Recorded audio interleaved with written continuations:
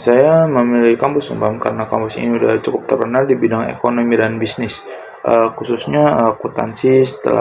Selain kualitasnya oke, biaya kuliah juga masih terjangkau banget. Jadi menurut aku worth it banget gitu. Terus fasilitas juga udah bagus, kayak gudang yang modern, ruang kelasnya nyaman, terus perpustakaan juga gede, sama ada lab buat praktik. Jadi belajar belajar tuh rasanya lebih enak dan serius gitu. Tapi juga tetap ramah di kantong. Yang bikin tertarik itu suasananya hidup dan ramai banget lah di sini. Terus mahasiswanya juga banyak banyak banyak, terus vibes-nya juga kayak aktif lah dan banyak kegiatan seru. Ada organisasi dan UKM yang beragam dari akademiknya, kebiasaan olahraga sampai kreativitas kreativitas kayak foto, desain dan videografinya. Jadi kuliah di Unpad tuh nggak cuma belajar teori doang, tapi kita juga kayak bisa ngimbangin diri dari sisi soft skill kayak komunikasi kerja sama dan belajar ambil peran di organisasi. Jadi kamu juga sering ada seminar dan event, jadi gak ngebosenin lah. Saya memilih akuntansi karena aku emang tertarik sama dunia keuangan dan bisnis. Aku tuh pengen ngerti gimana perusahaan ngatur uang, bikin laporan keuangan, sampai ambil keputusan dari angka-angka. Menurut aku tuh akuntansi itu penting banget dan peluang kerjanya itu luas. Di Unpam juga banyak dosen yang punya pengalaman langsung di dunia kerja. Jadi kita bisa belajar teori sekaligus dapat gambar nyata soal dunia profesional. Terus ditambah lagi di Unpam tuh sering ada kegiatan yang bikin mahasiswa bisa praktik dan kerja bareng lintas jurusan. Jadi nambah pengalaman juga sih. A few moments later.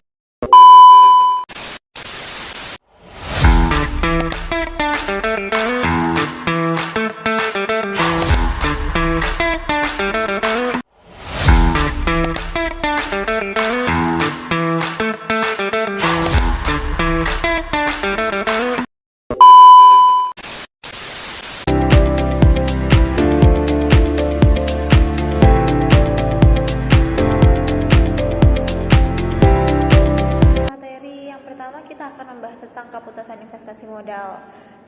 Keputusan investasi modal adalah suatu proses pengambilan keputusan yang dilakukan oleh perusahaan atau individu untuk mengalokasikan dana atau sumber daya pada suatu proyek, aset, atau kegiatan yang diharapkan dapat menghasilkan keuntungan atau pengembalian investasi di masa depan.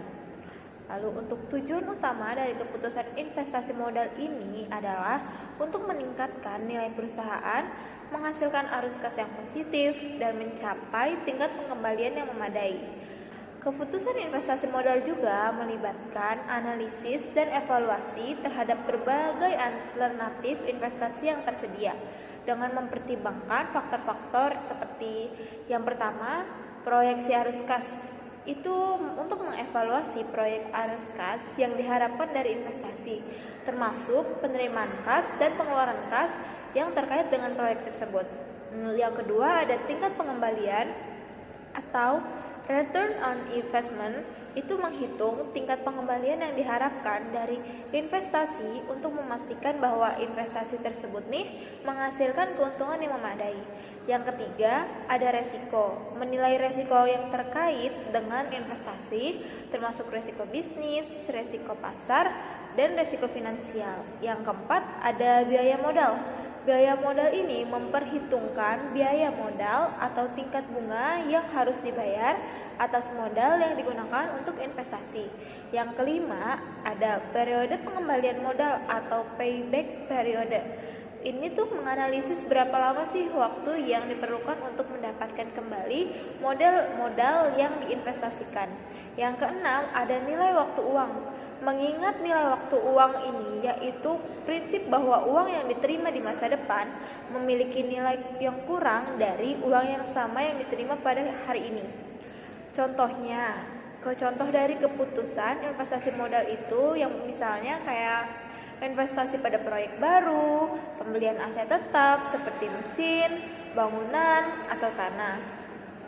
Terus seperti investasi pada saham atau obligasi, pengembangan produk baru, dan ekspansi bisnis ke pasar baru.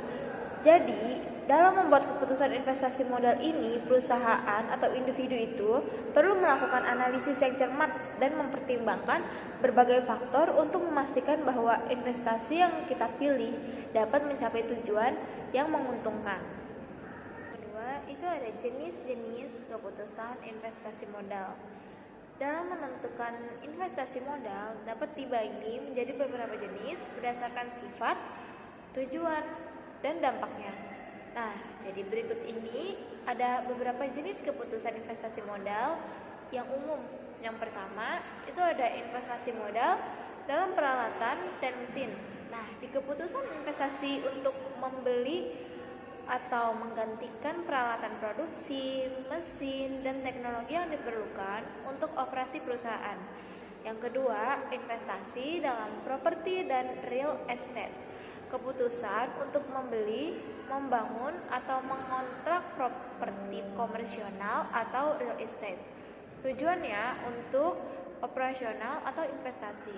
Yang ketiga ada investasi dalam proyek baru. Keputusan untuk memulai proyek baru yang dapat mencakup pengembangan produk baru, ekspansi ke pasar baru, atau pengembangan kapasitas produk tambahan. Yang keempat, ada investasi dalam mergers dan akuisisi. Keputusan untuk mengakuisisi atau bergabung dengan perusahaan lain sebagian dari strategi pertumbuhan atau diversifikasi, investasi riset dan pengembangan. Keputusan untuk mengalokasikan sumber daya ke penelitian dan pengembangan produk baru atau peningkatan teknologi. Yang keenam, ada investasi dalam proyek infrastruktur. Keputusan untuk berinvestasi dalam infrastruktur seperti jalan, jembatan, bandara, atau proyek-proyek transportasi lainnya. Yang ketujuh, investasi dalam energi dan lingkungan. Keputusan untuk mengadopsi teknologi atau sumber energi yang lebih ramah lingkungan atau berinvestasi dalam proyek-proyek yang mendukung keberlanjutan. Yang kedelapan, investasi dalam sumber daya manusia. Keputusan untuk melatih dan mengembangkan sumber daya manusia dalam organisasi, termasuk pelatihan karyawan, pendidikan yang eksekutif, atau program pengembangan karyawan. Yang sembilan, investasi dalam teknologi informasi. Keputusan ini mengadopsi atau mengupgrade sistem teknologi informasi, perangkat keras, perangkat lunak, atau infrastruktur lainnya untuk meningkatkan efisiensi dan daya saing perusahaan. Yang 10, investasi dalam pasar keuangan. Keputusan untuk berinvestasi dalam instrumen keuangan seperti saham, obligasi, reksadana, atau investasi modal ventura. Yang 11, investasi dalam perbaikan dan perawatan. Keputusan untuk melakukan perbaikan, pemeliharaan, atau peningkatan fasilitas dan aset yang ada untuk memperpanjang umur pakai atau meningkatkan efisiensi operasional. Lalu materi yang ketiga itu adalah metode non-diskonto, adalah alat analisis yang digunakan untuk mengukur nilai dan kelayakan investasi tanpa mengacu pada diskon terhadap arus kas masa depan. Model-model ini sering digunakan dalam analisis investasi, modal dan penilaian aset. Ada beberapa model non-diskonto yang umum digunakan. Yang pertama itu ada payback period atau periode pengembalian modal. Model ini menentukan berapa lama waktu yang diperlukan untuk mendapatkan kembali modal yang diinvestasikan. Periode pengembalian adalah metode sederhana yang fokus pada waktu yang diperlukan untuk mencapai titik impas.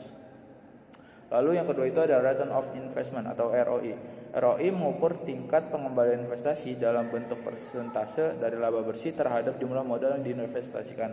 ROI adalah metode yang umum digunakan untuk menilai efisiensi investasi. Lalu yang ketiga itu ada accounting rate of return atau ARR. Suatu metode yang menghitung rata-rata di tingkat pengembalian berdasarkan laba akuntansi bersih yang dihasilkan oleh investasi. Ini membandingkan keuntungan bersih dengan jumlah modal yang diinvestasikan. Lalu yang keempat itu ada perhitungan dan penyesuaian arus kas. Perhitungan dan penyesuaian arus kas adalah langkah penting dalam analisis keuangan dan pengambilan keputusan investasi. Ini melibatkan pengukuran dan analisa aliran kas masuk dan kas keluar yang terkait dengan suatu investasi, proyek, atau kegiatan bisnis. Penyesuaian dilakukan untuk memastikan bahwa perhitungan arus kas mencerminkan situasi sebenarnya yang memperhitungkan faktor-faktor yang dapat memengaruhi keputusan investasi. Nah, berikut ada langkah-langkah umum dalam perhitungan dan penyesuaian arus kas. Yang pertama itu ada identifikasi arus kas relevan. Tentukan arus kas yang relevan untuk proyek atau investasi yang sedang dinilai. Ini mencakup arus kas masuk, pendapatan, penerimaan penjualan, dan arus kas keluar, yaitu ada biaya pengeluaran investasi awal dan biaya operasional. Lalu yang kedua itu ada waktu periode analisis. Tetapkan periode waktu yang akan digunakan dalam analisis arus kas. Biasanya analisis dilakukan selama beberapa tahun ke depan yang menyangkut periode awal investasi dan periode proyeksi. Perhitungan arus kas bersih atau net cash flow yang hitung arus kas bersih untuk setiap periode dengan mengurangkan arus kas keluar dari arus kas masuk. Arus kas bersih adalah ukuran keuntungan aktual untuk atau kerugian dari investasi atau proyek. Lalu yang keempat itu ada diskonto arus kas. Jika Anda ingin memperhitungkan nilai waktu uang, Anda dapat menggunakan tingkat diskonto yang relevan untuk menghitung nilai sekarang neto atau NPV dari arus kas bersih. Dalam hal ini arus kas masa depan dinilai ulang menjadi nilai sekarang. Lalu yang kelima itu ada penyesuaian pajak. Pertimbangkan dampak pajak terhadap arus kas. Pajak penghasilan, biaya depresiasi dan insentif pajak lainnya dapat mengaruhi arus kas bersih. Yang keenam itu penyesuaian biaya depresiasi adalah biaya yang berkaitan dengan penggunaan aset dan investasi. Biasanya biaya depresiasi dikurangkan dari arus kas bersih karena tidak melibatkan pengeluaran tunai. Yang ketujuh itu penyesuaian untuk perubahan modal kerja. Perubahan dalam modal kerja atau contohnya perubahan dalam piutang perusahaan, utang dan lainnya harus diakumulasi dalam perhitungan arus kas bersih. Lalu yang ke-8 itu penyesuaian risiko. Pertimbangkan faktor risiko yang mungkin memengaruhi proyeksi arus kas. Ini bisa termasuk fluktuasi pendapatan, perubahan biaya atau perubahan dalam kondisi pasar. Lalu yang ke-9 itu penyesuaian untuk biaya sang. Di mana biaya yang sudah terjadi dan tidak dapat dikendalikan lagi dalam beberapa kasus. Biaya sang dapat diabaikan dalam analisis ke depan. Lalu yang terakhir itu penyesuaian untuk inflasi. Jika inflasi signifikan, perhitungan arus kas harus disesuaikan untuk menggambarkan dampak inflasi pada nilai uang. Setelah melakukan perhitungan dan penyesuaian arus kas, kita dapat mengevaluasi keputusan investasi atau proyek.